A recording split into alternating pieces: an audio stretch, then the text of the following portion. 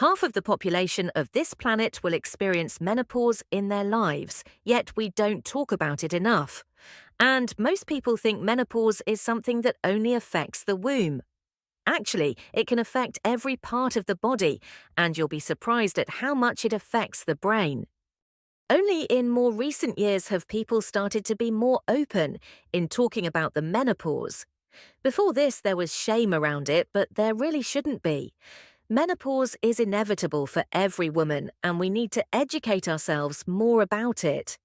3 women in particular who have been raising awareness on social media are Dr. Louise Newson from the UK, and from the US, Dr. Mary Claire Haver and Dr. Lisa Mosconi, who has written a book recently called The Menopause Brain, which will give you more information about the changes that occur in the brain during menopause. I will link it all below, and credit to them for the information in this video. So you reach menopause when you haven't had a period for over 1 year. But before you get to this stage, you go through the perimenopause, which can last 7 to 10 years. During this time, you can have many different symptoms that can really affect your quality of life. The usual ones that everyone knows about is hot flushes and night sweats.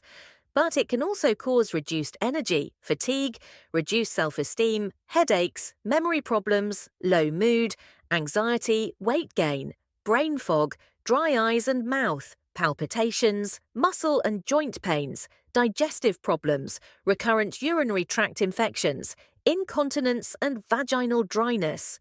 So not a fun time at all. The reason for these symptoms is the declining estrogen levels in the body during the perimenopause. Females are born with a certain number of eggs in their ovaries, and these eggs reduce in number throughout their life. When the eggs run out, the hormones produced by the ovaries also run out, so these reducing hormone levels is what causes these symptoms. There are estrogen receptors in all the systems of the body, not just the womb, and this is why there is such a range of different symptoms. So, estrogen is not only involved with reproduction and periods, as most of us probably think, but it is also involved in brain function.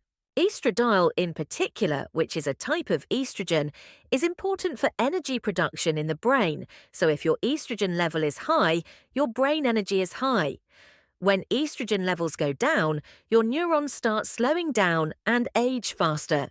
And this can even lead to changes in the brain found in Alzheimer's disease. See, there is a reduction in blood glucose metabolism in the brain, which is a measure of brain energy levels. Scans taken of women's brains before and after menopause have shown a 30% drop in brain energy levels after the menopause.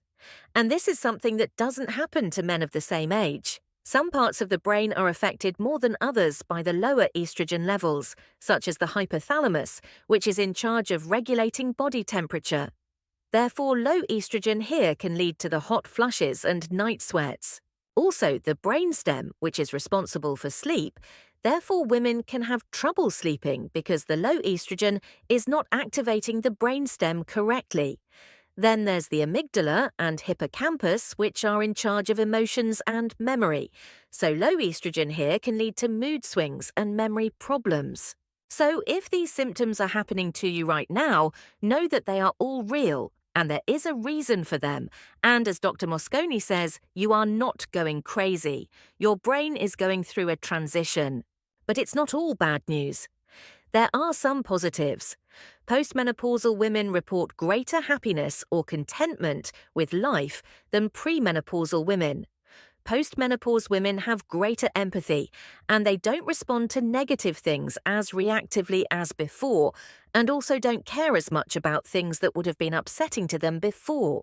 Dr. Louise Newson says we need to think of menopause as a long-term hormone deficiency, which is a very helpful way to look at it and makes you understand why hormone replacement is needed in many women.